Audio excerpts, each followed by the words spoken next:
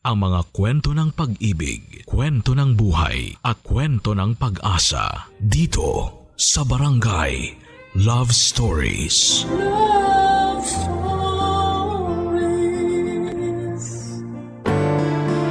Handa ka bang akuin ang responsibilidad na hindi naman sa'yo? Kung kapalit naman noon ay magagawa kang mahalin ng taong mahal mo. Dear Papa Dudut, magandang araw po sa iyo at sa ating mga kabarangay na nakikinig ngayon. Tawagin niyo na lamang po ako sa pangalang Andrea. 26 years old, tiga Bicol at isang certified na avid listener ng inyong programa. Sumulat ako para ibahagi ang ilang parte ng buhay ko na alam kong kapupulutan ng aral ng libu-libong kabarangay nating nakikinig ngayon. Papadudot, high school pa lamang ako ay nagbabanat na ako ng buto. Panganay kasi ako sa 4 na magkakapatid.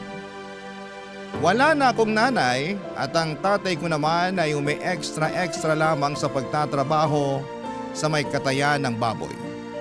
Isa siya sa mga kumakatay doon at nagbebenta ng mga karne. Ako naman bilang panganay ay pinagsasabay ang pag-aaral at pagtatrabaho. Kapag wala kaming pasok sa eskwela ay nasa palengke ako at nagtitinda ng gulay. Kapag hindi naman araw ng palengke, naglalako ako ng mga kakanin at iba pang mga merienda sa mga kapitbahay. Papadudot, pahinto-hinto rin ako sa pag-aaral noon, kaya 18 years old na ako nang nakagraduate ng high school. Doon lang din ako pinayagan ni tatay na lumuwas ng Maynila para magtrabaho. Nakitira ako sa tiyahing kong masungit at nagtatrabaho rin bilang bantay sa karinderya niya. At dahil sa bahay niya rin ako tumutuloy, araw-araw ko rin yung nililinis. Nakakapagod ang naging trabaho ko sa kanya pero napakaliit naman ng sweldo na ibinibigay niya sa akin. Kaya naman, makalipat ng trabaho ang gusto ko. Nangyari yon sa isang cafeteria na may malaking sweldo. At umupa na lamang ako ng isang maliit na kwarto na para sa sarili ko. Papadudot, nang makapagtrabaho ako sa cafeteria na yon, kahit papaano ay malaki na ang pera na naipapadala ko sa bahay namin sa probinsya. Kaya naman mas pinagbuti ko pa ang pagtatrabaho ko. Ayoko ng kahit na anong distractions, lalo na kung tungkol sa love life. Para sa akin kasi ay panggulo lamang ang pakikipagrelasyon sa mga plano ko sa buhay. Ayoko munang mag-commit sa love hanggat hindi pa ayos ang lahat sa buhay ko. Hanggat hindi ko pa natutupad ang pangako at pangarap ko para sa pamilya ko at sa sarili ko. Kasi meron talagang isang tao na darating sa buhay mo para baguhin ang pananaw mo. Papadudot, sinabi ko na wala akong oras na makipagrelasyon. Pero hindi naman ang magka-crush. Dahil pagkalipas ng ilang taon kong pagtatrabaho sa cafeteria ay meron akong naging crush na regular customer namin. Hindi ko alam ang pangalan niya pero palagi niyang binubuo ang araw ko sa tuwing o-order na siya ng pagkain para sa tanghalian niya. Akala ko, Papadudot, ay magiging inspirasyon ko lang siya habang nagtatrabaho ako. Pero siya na pala ang babago ng pananaw ko, pati na rin sa buong buhay ko.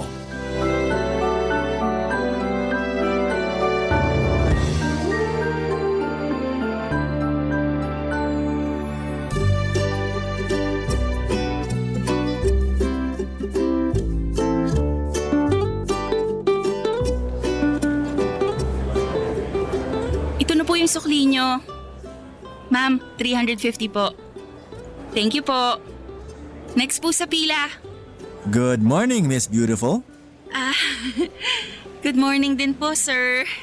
Ano pong order nila? Ano bang bestseller niyo dito? Bestseller po? Oo. Bakit parang nagugulat ka sa tanong ko? Hindi ba halos lahat naman ng kainan may bestseller? Oo nga naman. Tama po kayo doon, sir. Sorry, nagtaka lang po ako kasi halos araw-araw na po kayong kumakain dito tapos ngayon nyo lang tinanong ang bestseller namin. Ganun ba? Para kasing paulit-ulit na lang ang ino-order ko eh. Kaya naisipan ko magtanong ngayon. Baka sakaling mas masarap ang maging kain ko kapag ikaw, Miss Beautiful, ang nagsuggest kung ano ang masarap na pagkain dito. Ano po? Yung combo 3 po, bestseller po namin yan. Okay. Bigyan mo ko ng isang order niyan. Eto ang bayad ko. And keep the change na rin, Miss Beautiful. Salamat. Dalhin ko na lang po sa table nyo, sir. Brian na lang. Brian na lang itawag mo sa akin. Sige, Miss Beautiful. Hintayin ko na lang sa table ko. Thank you. May pa keep the change pa? Piso lang naman yung sukli. Uy, grabe ka. Hindi mabubuo ang 1,000 kapag walang piso, no? Tsaka Bel, narinig mo yun? Tinawag niya akong Miss Beautiful. Grabe! Ang gwapo-gwapo niya talaga sa malapitan. Oo nga eh. At halatang gwapo ka talaga sa kanya. Oh, halos mapunit na kasi ang mukha mo sa sobrang laki ng ngiti mo. Naku, sigurado ako. Ramdam niya na may gusto ka sa kanya, kaya nagpapakyut yan sa'yo. Uy, nagpigil naman ako ng kilig ko. Gwapo niya lang talaga at ang sarap-sarap titigan ng mga mata niya. Ay, eto na naman po kami. Pasalamat ka at walang masyadong customer dito sa cafeteria. Kaya may time kayong maglandian dyan sa counter. Landian talaga? Ay, ano ba bang tawag mo doon sa mga titigan nyo kanina? Sayang nga, wala akong cellphone dito sa bulsa ko. Kasi alam mo, ang sarap nyong kuhaan ng video habang naglalandian. Ang lakas nyo maka-toothpaste commercial, girl! Eto naman, panhira talaga ng kilig moment to eh. Hindi ako naninira ng kilig moment mo, girl, ha? Gusto ko lang ipaalala sa'yo na Manilenyo yan at probinsyana ka. O ano naman ngayon? Siyempre, alam mo naman na naglipa na rito sa Maynila ang mga lalaki may masasamang budhi at hindi magandang intensyon sa inosenteng kagaya mo. Hindi ko naman nilalahat ha, pero mabuti na rin yung nag-iingat ka pa rin. Mukha namang mabait si Brian. Disente pang tingnan. Tsaka halatang may pinag-aralan. Ayan na naman tayo sa mabait mo na yan. Huwag lang talaga kitang makita-kita na umiiyak dahil sa lalaki na yan ha. Dahil kahit kailan, hindi ako nagkulang ng paalala sa'yo, girl. Papadudot nursing graduate si Brian at madalas siyang tumambay at kumain sa cafeteria namin para mag-review para sa board exams nila. Nalaman ko yon nang minsan kaming saglit na magkakwentuhan ulit habang umu-order siya ng pagkain. At kapag hindi siya kumakain o nagre-review ay madalas niya akong kulitin sa counter, lalo na kapag walang customer. Yung pangungulit na may halong pagpapakyut kumbaga. Nakipag-close siya sa akin at nagpahiwatig na gusto niya akong ligawan. Pero dinidedma ko lamang siya, papadudot. Ayoko pa kasi talagang mag-boyfriend ng mga panahong yon. At sinabi ko sa kanya ang tungkol doon na priority ko ang pagtatrabaho para makapagpadala ng pera sa pamilya ko sa probinsya. Wala naman daw problema sa kanya at naiintindihan niya ang sitwasyon. Okay lang din daw sa kanya na magkaibigan muna kami, at least mas makikilala namin ang isa't isa. Papadudod sa kabila ng mga paalala sa akin ng kaibigan kong si Mel, ay hinayaan ko pa rin ang sarili ko na mapalapit kay Brian. Hindi ko naman kasi talaga ma-deny na malaki ang pagkakagusto ko sa kanya nung una pa lamang. Lalo na ngayon na gumagawa siya ng paraan para mapalapit sa akin. Kaya hindi ko na rin talaga napigilan ang sarili ko na tuluyan ang mahulog sa kanya. Lalo na at si Brian ang palaging nandyan para sa akin.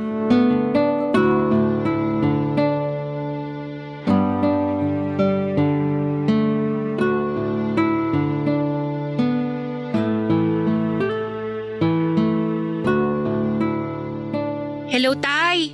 Kumusta na po kayo dyan ng mga kapatid ko? Nakuha niyo po ba yung pinadala kong pera kahapon? Oo, anak. Nakuha ko na kagabi. Salamat ha. Eto nga't kabibili ko lang ng supplies dito sa bahay. Mabuti naman. Hindi na po kasi kayo nakapag-reply sa text ko kahapon eh. Kaya akala ko nagka-problema na naman sa remittance center. Walang problema ron, anak. Dito sa bahay ang meron. Ho? Anong problema dyan sa bahay, Tay? Ano kasi, kasi, paano ba? Ano po, Tay? Bakit parang nahihirapan kayong sabihin? Tungkol po ba saan yan? Tungkol sa kapatid mo. Si Annie kasi. Oh, ano pong problema kay Annie? Tay, pinapakaban nyo naman ako eh. May bagsak bang grades ang batang yan? Nakipag-away ba sa school? Nag-guidance? Andrea, anak. Buntis si Annie. Buntis yung kapatid mo. Ano po? Tay, pakiulit nga. Tama ba yung narinig ko? Oo, tama lahat ng narinig mo. Magtatatlong buwan ang buntis ang kapatid mo. Umamin siya sa akin kagabi. Yun ang dahilan bakit hindi kagad ako nakapag-reply sa'yo. Hindi ako mapakali. Hindi rin ako nakatulog kaiisip kung paano sasabihin sa'yo.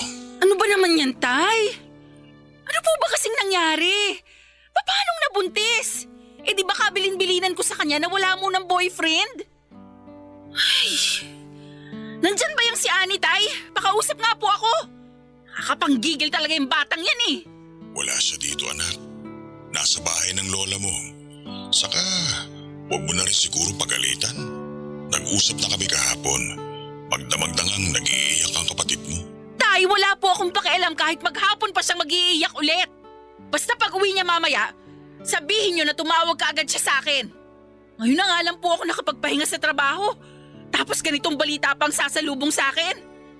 Kasira talaga ng araw yung si Annie, oh. Sige, mamaya.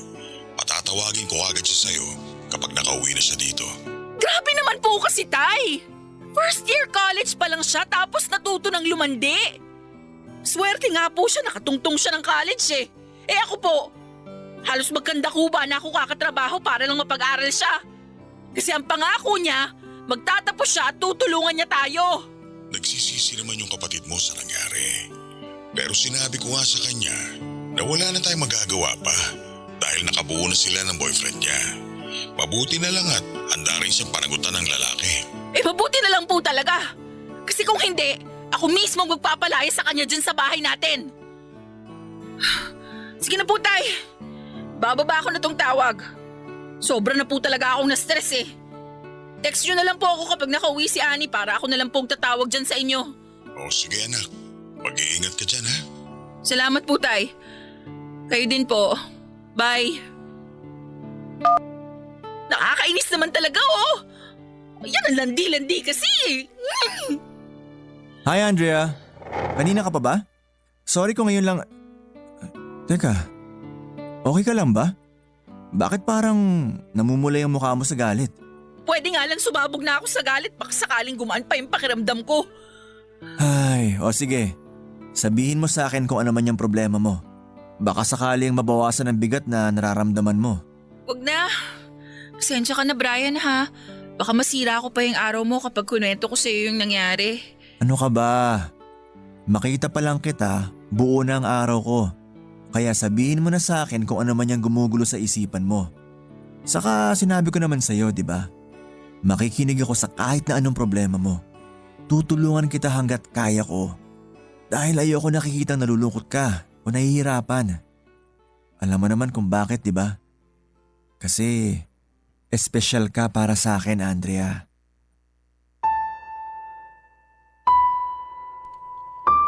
Papadudot, hindi ko alam kung bakit parang sobrang unfair ng pamilya ko sa akin. Ginagawa ko ang lahat para mapabuti ang buhay nila. Naming lahat. Kaya nga hindi na ako nagpumilit pa na tumuloy sa pag-aaral ko sa college at lumuwas na lamang ng Maynila para magtrabaho. Kasi gusto ko na hindi man ako nakapagtapos ng pag-aaral, napagtapos ko naman ang mga kapatid ko at magtulungan kami na mapabuti ang buhay namin. Pero hindi na yata nila pinapahalagahan ang ginagawa ko. Hindi nila sineseryoso ang mga pagsasakripisyo ko para sa kanila. Kaya minsan ay hindi ko maiwasan ang makaramdam ng pagod sa mga ginagawa ko. At sumama ang loob ko dahil sa pamilya ko. Papa Dudut, huminto na lamang muna ang kapatid ko sa pag-aaral. Ang dalawa ko pang kapatid na lalaki muna na nasa high school ang sinusuportahan ko sa pag-aaral nila. Pero nalaman namin na medyo maselan pala ang pagbubuntis ni Annie. Kaya nakiusap ang tatay ko na dagdagan ng pera na pinapadala ko sa kanila. Siyempre wala naman akong nagawa kung hindi ang mag-overtime sa trabaho. Wala din naman kasing trabaho ang boyfriend niya at hindi rin masyadong nagbibigay ng suporta ang mga magulang nito. Isa pa'y naaawa din naman ako sa kanila lalo na sa kapatid ko. Kaya hanggat kaya ko ay sinusuportahan ko muna ang pagbubuntis niya. Papa Dudut, mabuti na lamang kahit papaano ay palaging nasa tabi ko si Brian. Pinaparamdam niya sa akin na kahit parang hindi ako pinapahalagahan ng pamilya ko, nandyan naman siya para iparamdam na importante ako sa buhay niya. Palagi siyang nakikinig sa mga kwento ko, Papa Dudut, na minsan ay paulit-ulit na lamang. Pero sinasamahan niya ako sa mga oras na nadadown talaga ako. Hanggang tuluyan na ngang nahulog ang loob ko sa kanya at nagkaroon kami ng relasyon. Barangay Love Stories. Barangay Love Stories. Papa Dudut, eto na yung point na kailangan kong balansehin ang lahat. Ang pagiging girlfriend ko kay Brian at ang pagiging anak at ate sa pamilya ko. Ayoko rin kasing maging responsable kaya ginawa ko ang lahat para hindi ko mapabayaan ang responsibilidad ko sa kanila. At mula nga nang malaman kong buntis ang kapatid kong si Annie, todo bantay sarado na nga ako sa kanya. Naging limitado na rin po ang perang pinapadala ko kina tatay kasi nalaman ko na may trabaho na pala ang boyfriend ng kapatid ko. At ayokong iasa nila sa akin ang lahat ng mga gastusin sa pagbubuntis ni Annie. Gusto kong maging responsable din siya sa sitwasyon na pinasok niya. Samantala, Papa Dudut, kaming dalawa ni Brian naging maayos naman ang relasyon sa paglipas ng mga buwan. Masaya ang pagsasama namin bilang magkasintahan. Pero syempre hindi talaga maiiwasan ang mga problema. Habang tumatagal kasi, mas nakikilala ko ang totoong ugali ng boyfriend ko. May mga bagay din kaming hindi na pagkakasunduan. Papa Dudut, sobrang seloso kasi ni Brian to the point na pati ang mga kababata kong sina Ronnie na nangungumusta lamang sa akin sa chat binibigyan niya ng mali siya at iba pang mga tao sa paligid ko. Pero sa kabila ng mga yon, Papa Dudut, may napansin akong kakaiba sa kanya. Para kasing may mga nililihim siya sa akin. Yung tipong seloso siya pero parang siya pa yung mas may tendency na gumawa ng kalokohan.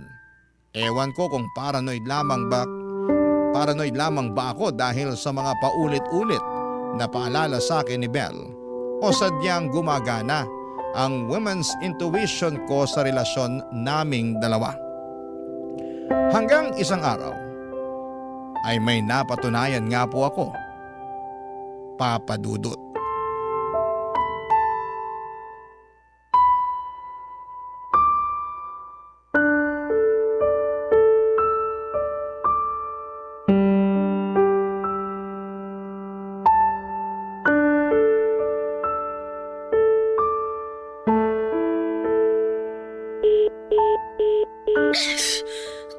Nananadya talaga tong si Brian, oh. Di pa makontak. Isa pa nga. Buwisi talaga, oh. Malapit na ako mag-in sa trabaho. Teka, nandiyan na yata si Belle. Belle, halika muna dito. O bakit? Duty na tayo, ha? Halika muna saglit. May sasabihin lang ako sa'yo. Ayan, dito na lang. Wala naman sigurong makakarinig sa atin dito. Aba girl, ano bang meron ha? Bakit kailangan dito pa tayo sa stockroom mag-usap? Krimen ba yan? Bel, may problema ako. Nilapitan kita kaagad kasi hindi ko na talaga alam kung anong gagawin ko. Ganito, bale, mahigit 1 buwan na kasi akong di tinatatnan. Hala? O tapos? Tapos syempre, hindi na ako mapakali. Araw-araw na akong kinakabahan kaya ayun, nag-PT ako. Nag-pregnancy test ka? Oh, anong resulta? Uy, Andrea, ano? Positive o negative? Ito, Ano ba yan, Andrea? Seryoso ba yan? Buntis ka talaga? ito yung sabi eh. Pangatlong try ko na nga to. 2 linya pa rin yung lumalabas. Ano ko ba naman, girl? Ano ba yung pinasok mo? Ikaw itong nagsabi sa akin na never ka magpapabuntis nang wala sa oras, di ba? Alam ko. Huwag mo nang ipagduldulan sa mukha ko. Nasistress na nga ako eh. Salita ka kasi ng salita ng tapos eh. Ayan tuloy. Ano na lang ang sasabihin ng pamilya mo niyan? Tsaka girl, nasabi mo na ba kay Brian yan? Hindi pa nga eh. Kasi nga may iba pa kaming problemang inaayos. Alam mo naman na ilang linggo na kaming nagkakalabuan, di ba? Sabi niya busy lang siya sa pagre-review niya. Pero parang hindi naman. Saka ayokong pagsabay-sabayin lahat. Lalo lang kaming magkagulo. Tapos ilang araw ko na rin siyang hindi makontak. Ano? Andrea, yan ang nga ba yung sinasabi ko sa'yo eh. Bel, paano na to? Ay naku, pati tuloy ako nai-stress sa'yo. Ang pinakamabuting gawin mo ngayon, ha? Huwag mong tigilan ang katatawag dyan sa Brian na yan. Ipaalam mo sa kanya ang sitwasyon mo. Kaya magalit siya o ano, ang mahalaga, malaman niya. Aba, cargo niya yan ano? Paano nga kung hindi na siya magpakita? Yan ang ipagdasal mo na wag naman sana mangyari. Kasi Andrea, napakalaking responsibilidad ng ipinagbubuntis mo. Alam mo yan. Kung bakit naman kasi hindi ka nakinig sa akin eh. Dapat nung una pa lang, iniwasan mo na talaga ang Brian na yan eh. E di sana wala kang ganyang problema ngayon.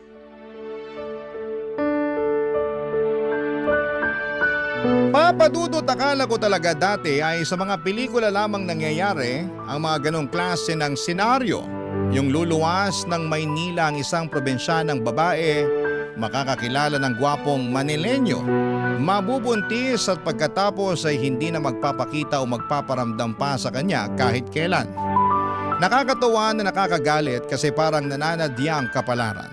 Para bang may boses sa loob ko na nagsasabing yan kasi nagpaloko ka. Yan kasi mahilig kang magsalita ng tapos.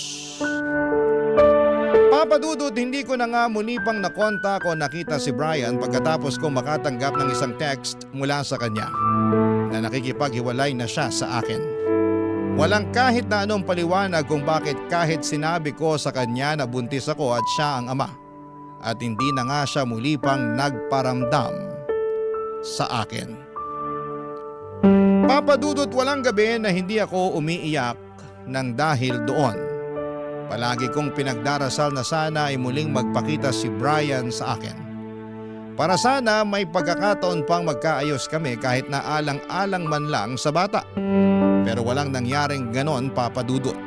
Kasi hindi na talaga ako binalikan pa ni Brian. Papadudot, lumipas ang ilang linggo, inilihim ko sa pamilya ko at sa ibang mga nakakakilala sa akin ang pagbubuntis ko. Hindi rin naman halata sa akin dahil medyo may kalakihan ang pangangatawan ko. Ayoko kasing magmukhang kawawa at ayoko magbago ang tingin sa akin ng mga tao sa paligid ko. Ang pananaw ko kasi, di bali nang hindi ganon kataas ang narating ko sa buhay. Basta ang mahalaga, may isa akong salita at hindi pumapalpak sa mga diskarte at plano ko sa buhay. Papadudot, ng mga panahong wasak ako dahil sa pag-iwan sa akin ni Brian, ay dumating naman ang isang matagal ko ng kaibigan na si Ronnie. Natsyempohan kasing nasa Maynila rin siya noon. Napadalas ang pangungumusta niya nang malaman niyang magkalapit lang ang pinagtatrabahuhan namin. Hanggang sa niyaya niya akong lumabas para raw makapagkwentuhan naman kami ng personal. At pumayag naman ako, Papadudot. At hindi ko po inaasahan na magkakaroon pala ng mas malalim na dahilan ng pagkikita naming yon, Papa Dudut.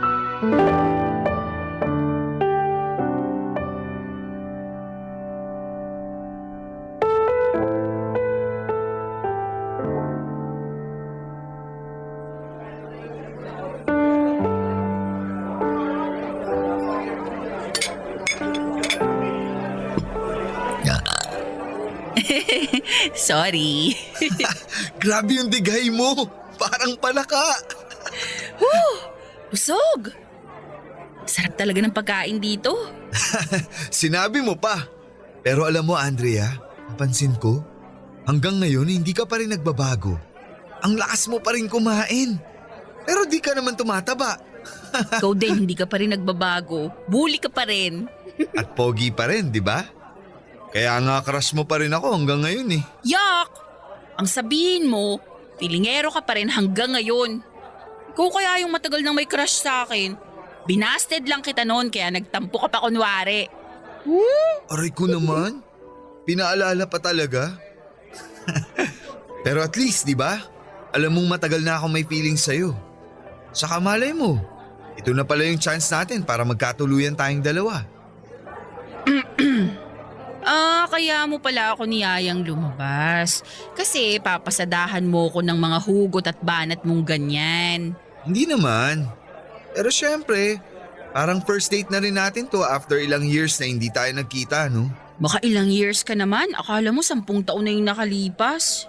Oh, bakit? Bilangin mo.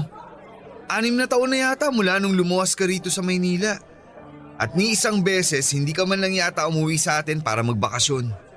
Miss kaya kita. Huwag kang madrama dyan. Kahit naman hindi tayo nagkikita. Nagkaka-chat naman tayo Sus, nagre-reply ka lang naman pag kinukumusta kita eh. Pero ako, hindi mo naman ako naaalala. Hindi mo ba ako na-miss? Namiss kita. Pati yung mga kaklase natin nung high school, yung mga naging teacher natin dati, yung paborito nating lugawan sa likod ng school, yung park na paborito nating tambayan, yung bahay namin, si tatay, si Ani. Marami naman ako na-miss sa probinsya, no? Oh, kung namimiss mo pala, ba't hindi ka na lang umuwi? Sumubay ka na sa akin. Total, nag-resign na ako sa pinagtatrabahuan ko. Doon na lang tayo sa Bicol maghanap ng trabaho. Pareho lang naman eh. Baliw, hindi ganun kadali yun, no? Mas marami at mas magaganda pa rin ang oportunidad dito sa Maynila. Stress ka naman tapos malungkot pa. Kasi malayo ka sa mga mahal mo sa buhay. Saka hindi lahat ng tao dito sa Maynila mapagkakatiwalaan. Kung walang permanente sa mundo, mas lalong walang permanente dito. Oh, ba't natahimik ka yata? Wala lang. Parang bigla ka rin kasing naging seryoso eh. Kanina patawa-tawa lang tayo. Tapos biglang palalim na ng palalim yung topic. Ano ka ba? Matagal na akong seryoso sa'yo. Ikaw lang naman ang hindi. Lagi mo nga napaglalaroan yung nararamdaman ko para sa'yo eh. Alam mo, naguguluhan na talaga ako sa'yo. Minsan hindi ko na alam kung nagbibiro ka pa ba, nangaasar, nagpapatawa. O sige, lilinawin ko na ngayon. Andrea, mahal kita. Matagal na. At sa sobrang tagal ng pagpapahintay at pagpapaasa mo sa akin, lalo ko lang napatunayan sa sarili ko na ikaw pa rin talaga yung laman ng puso ko. Kasi sa tinagal-tagal ng panahon, sa dami ng nakilala kong babae, hindi pa rin kita makalimutan. Kaya sana this time, tanggapin mo na yung pagmamahal ko sa'yo. Papadudot dahil sa sinabing yon ni Ronnie ay para akong biglang nakakita ng liwanag mula sa dumidilim kong mundo.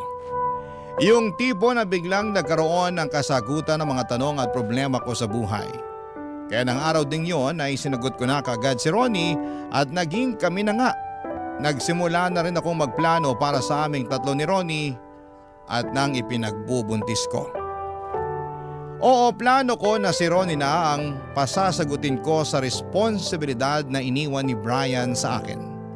Mahal ako ni Ronnie at alam ko na kapag nalaman niya ang tungkol sa ipinagbubuntis ko ay matatanggap niya ito. Kahit ang totoo, Papa Dudut, hindi pa ako sigurado sa nararamdaman ko para sa kanya. Basta ang mahalaga sa akin ay ang kapakanan ko at ang magiging anak ko.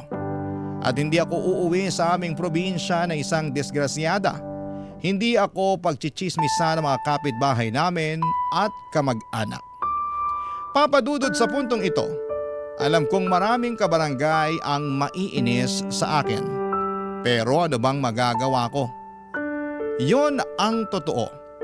Ang solusyon na ang lumalapit para sa problema ko. Tatanggihan ko pa ba? Papa Dudut, matagal na rin namang kaming magkaibigan ni Ronnie at matagal na rin siyang nanliligaw sa akin. Kilalang kilala ko na siya. Mabuti siyang tao at alam kong tapat siya sa mga pangakong bibitawan niya sa akin. Pakiramdam ko ay ligtas ako pagkasama ko siya. Mali ko lang talaga na hindi ko siya binigyan ng pagkakataon dati. At sana wag niyong isipin na ginagamit ko lamang si Ronnie. Oo, kailangan namin siya ng anak ko. Pero bukod doon, ay hindi naman siya mahirap mahalin. Kaya nga hindi na ako nagpakipot pa. Tinanggap ko, Papa Dudut, ng buong buo ang kapalarang naghihintay sa akin. Kasama ng pagbabalik ni Ronnie sa buhay ko. Barangay Love Stories. Barangay Love Stories. Papa Dudut, nang yayain nga ako ni Ronnie na umuwi ng probinsya namin ay hindi na ako tumanggi pa. Nag-resign na rin po ako sa cafeteria at sinabi nila sa akin na pwede pa rin daw akong bumalik kapag naisipan ko. Dahil naging mabuting trabahador naman daw ako sa kanila. Papa Dudut, bago kami umuwi sa Bicol ni Ronnie ay sinabi ko sa kanya na gusto ko nang lumagay sa tahimik na buhay. Gusto ko nang magpakasal kami at bumuo ng pamilya.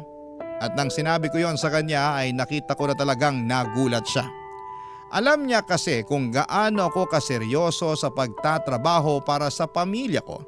Tapos ay bigla akong magyayayang magpakasal. Pero dahil mahal niya ako ay sinang-ayunan niya rin ang gusto kong mangyari. Kaya nang umuwi nga kami ng probinsya ay sinabi na rin namin kina tatay na magpapakasal na kami ni Ronnie. Pati sila ay nagulat din, Papa Dudut. Pero dahil nangako naman ako na hindi ako hihinto sa pagbibigay ng suporta financially sa bahay, hindi na rin sila nakatanggi pa. Si Ronnie naman ay naghanap ng trabaho sa probinsya namin. Hindi pa kami nagsasama pero madalas siya sa bahay namin.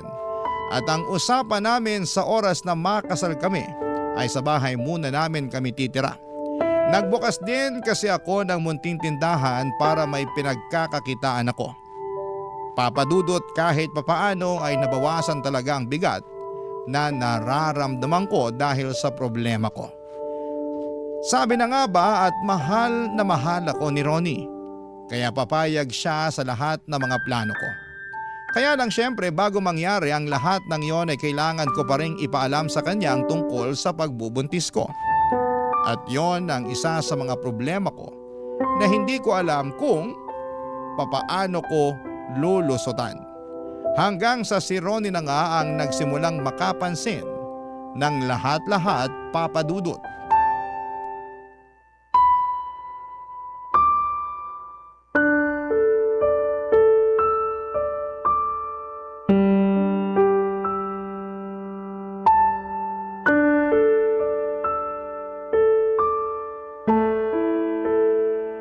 Andrea, alam mo, may napapansin ako sa'yo nitong mga nakaraang araw. Parang masyado yatang maluluwag ang sinusuot mong mga damit. Ha? Ano kasi? Medyo mainit na kasi yung panahon ngayon kaya eto, yung maluluwag lang ang naiisipan kong isuot para presko. Mainit ang panahon o may gusto ka lang itago? Andrea, may gusto ka bang sabihin sa akin?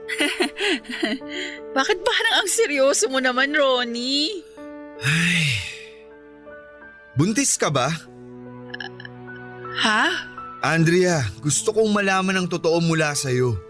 Matagal ko nang napapansin na iba na ang paglaki ng katawan mo. Pati na ang mga kilos mo. Ngayon uulitin ko ang tanong ko. Buntis ka ba? Ronnie, sorry. Ay. So tama nga ang mga hinala ko. Galit ka ba? Sorry talaga. Matagal ko na talagang gustong sabihin sa'yo.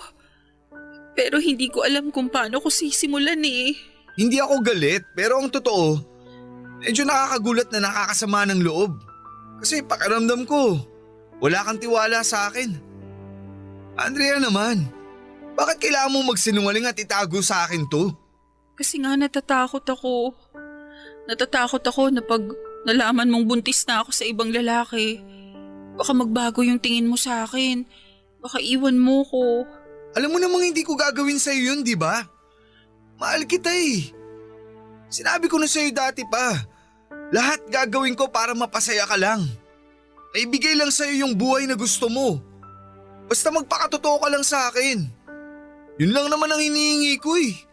Sasabihin ko rin naman sa'yo talaga lahat. Hindi ko lang din talaga alam kung paano. Siguro nahihiya rin ako. Kilala mo naman ako, di ba? Mataas yung pride ko. Ayokong napag-uusapan ng ibang tao. Ayokong isipin nila na hindi na nga ako nagtapos ng pag-aaral. Tapos naging disgrasyada pa ako. Nalalaki yung anak ko na walang kinikilalang ama. Kaya kinailangan mo ako, ganun? Kaya tinanggap mo ako kasi alam mong sobrang laki ng pagmamahal ko sa'yo. At pwede kong akuin yung pagiging ama ng batang dinadala mo. Tama ba? Ronnie, sorry talaga. Alam ko nasaktan kita dahil nagsinungaling ako. Pero gusto kong malaman mo na hindi kita sinagot dahil lang sa kailangan kita. Kinailangan kita kasi mahal kita. At ayoko nang mawala ka sa akin. Please, wag ka nang magalit. Sana mapatawad mo ako. Patawarin mo na ako. I'm sorry. Sorry talaga. Tana, huwag ka nang umiyak. Hindi ako galit sa'yo, okay? Medyo sumama lang talaga yung loob ko sa nagawa mo. Pero hindi ibig sabihin nun, mababawasan na yung pagmamahal ko sa'yo. Ronnie, huwag mo akong iiwan ha. Hindi ko kakayanin pag nawala ka pa sa akin. Mahal na mahal kita. Mas mahal kita, Andrea. Pangako, hindi ako aalis sa tabi mo. Aalagaan kita at ang magiging anak natin. Hindi ko kayo pababayaan. Pangako, ayusin ko tong gusot na to.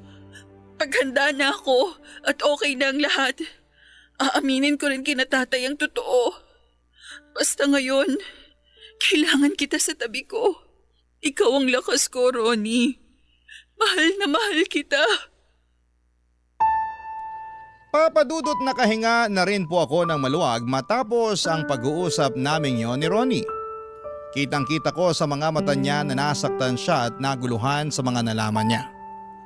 Pero mas pinaramdam niya pa rin ang pagmamahal at pagtanggap niya sa akin at sa anak ko. Papadudot, dalawang bagay ang naramdaman ko noon. Saya at takot. Saya dahil sa wakas ay hindi na lalaking walang ama ang batang dinadala ko.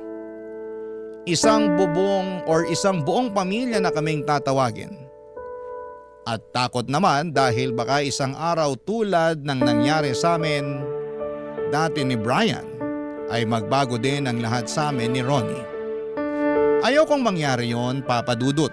Kaya naman sinikap kong masuklian ang pagmamahal at pag-aalaga na ibinibigay ni Ronnie sa akin. Papa Dudut, nalaman na rin ni tatay ang tungkol sa pagbubuntis ko pero syempre si Ronnie na ang itinuro kong ama ng dinadala ko. Pinangatawanan ni Ronnie ang pag-ako niya sa anak ko. At habang inihahanda ang lahat para sa kasal namin ni Ronnie, ay todo ingat naman ako sa pagbubuntis. Si Ronnie naman ay abalang-abala sa pagtatrabaho. Lalo ko tuloy mas naramdaman kung paanong magkaroon ng isang buong pamilya. Kaso lang ay hindi pala ganon kadali ang lahat, Papa Dudut. Lagi pa rin palang may gusot. Hindi pa rin nawawala ang mga problema. Nalaman ko kasi na plano palang mag-abroad ni Ronnie. Nagpasa na siya ng resume sa isang agency at nakaset na siya para sa isang interview. Sa punto na yon ay hindi ko na napigilan ang nararamdaman kong galit at takot, Papa Dudut. Galit dahil hindi niya kaagad sinabi sa akin ang mga plano niya at takot naman dahil baka kapag umalis si Ronnie ay hindi na siya bumalik sa amin ng baby ko, Papa Dudut.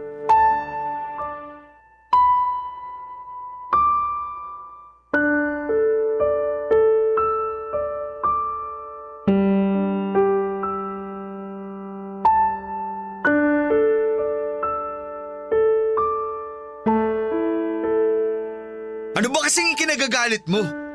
Gusto ko lang naman gawin yung sa tingin kong tama at mas makakabuti para sa magiging pamilya natin. Tingnan mo nga oh, wala tayong sariling bahay. Maliit lang kinikita ko sa trabaho. Bubuo na tayo ng sarili nating pamilya. Kaya kailangan na natin ng mas malaking mapagkakakitaan. Ayun na nga eh. Bubuo na nga lang tayo ng sariling pamilya, tapos nagiging makasarili ka pa. Sa ginagawa kong to, ako ba talaga ang nagiging makasarili? Inako ko na nga yung pinagbubuntis mo eh. Kahit hindi naman talaga ako ang ama niyan. Tapos isusumbat mo sa akin ngayon na makasarili ako? Ang unfair mo naman, Andrea. Ba't ka naman ganyan? So ano? Nagsisisi ka na? Pinagsisisihan mo yung isang bagay na tinanggap mo naman? Ano? Pabida lang ba yung ginawa mo dati? Nagpapakabayani ka lang kaya inako mo tong baby ko? Nagpapakabayani? Saan naman galing yan? Andrea, hindi ako nagsisisi. Ayoko lang na parang pinapalabas mo na wala akong kwenta. Na wala akong ibang inisip kundi sarili ko lang. Eh paano ko hindi iisipin yon, Aber? Nagkwekwentahan na eh. Ikaw yung naunang banggitin yung pag-ako mo sa anak ko. Siyempre ano na lang ang mararamdaman ko, di ba? Di mo kasi ako naiintindihan eh. Ako muna kasi ang intindihin mo. Huwag yung puro ikaw. Isipin mo muna tong sitwasyon natin bago mo pairalin ang init ng ulo mo at pagtasan ako ng boses dito. Ano ba nangyayari dito? Sa labas pa lang ng bahay, rinig ko na yung sigawan yung dalawa. Hindi ba kayo pwede mag-usap na masinsinan? Pasensya na po, Tay. O Andrea, ba't nananahimik ka? Baka may gusto ka sabihin ngayon. Wala po, Tay. Pasok na ako sa kwarto, magpapahinga na ako. Tama ba yung narinig ko kanina? Totoo bang hindi si Ronnie ang ama ng dinadala mo? Tinatanong kita, Andrea! Andrea, sabihin mo na kasi. Para matapos na rin tong pagtatago natin. Okay, sige. Sasabihin ko na ang lahat. Tama po yung narinig niyo, Tay. Hindi si Ronnie ang ama ng anak ko. Pinalabas ko lang na siya kasi ayokong mapahiya sa inyo at sa mga kamag-anak natin. Kasi, di ba ako yung ma-pride? Nagsasabi na hindi magpapabuntis ng wala sa oras, na hindi magiging disgrasyada. Pero anong nangyari? Kabaliktaran lahat. Kaya eto na po yung totoo. Disgrasyada talaga ako. Nabuntis ako ng isang tiga Maynila. At pinaako ko lang kay Ronnie magiging anak ko. Pero anak, bakit? Bakit kailangan mo magsinungaling pati sa akin? Alam mo ba kung ano yung pinaparamdam mo sa akin ngayon? Na wala akong pinagkaiba sa mga taong huhusgahan yung mga maling nakikita sa'yo. Tingin mo ba magagawa ko yun sa'yo? Kasi tayo ako po yung may problema. Hindi ko kayang tanggapin na nagkamali ako. Na nagkamali yung panganay nyo. Na hindi ko matutupad yung pangako ko sa inyo. Hindi na nga ako nakapagtapos. Nabuntis pa ako ng isang irresponsableng lalaki. At ang hirap po, Tay. Kasi kinailangan ko pang saktan si Ronnie. Para lang may maitama sa mga nagawa ko. Andrea, alam ko naman na sa umpisa pa lang, hindi talaga magiging tayo kundi lang dahil sa bata. Pero minahal at tinalagaan pa rin kita. Ang hindi ko nga lang matanggap, yung nakikita mo lang ako bilang ama ng magiging anak mo. Bilang lalaki na sasalo ng responsibilidad mo. At hindi bilang asawa. Hindi bilang isang lalaking mamahalin mo rin ang buong buo. Anak, sana una pa lang, sinabi mo na sa akin na ganito pala ang sitwasyon mo. Baka sakaling natulungan pa kita. Hindi na sana umabot pa sa ganito. Tay, sorry po. Ronnie, sorry. Pero gulong-gulo talaga ako ngayon. Hindi ko alam kung paano ko aayusin ang lahat ng walang nasasagasaan. Kasi ni sarili ko nga, hindi ko na matulungan. Hindi ko na mapatawad. Kaya tatanggapin ko kung sa puntong to, mahihirapan din kayong intindihin ako. Kasi sa totoo lang po, hirap na din akong intindihin ang sarili ko.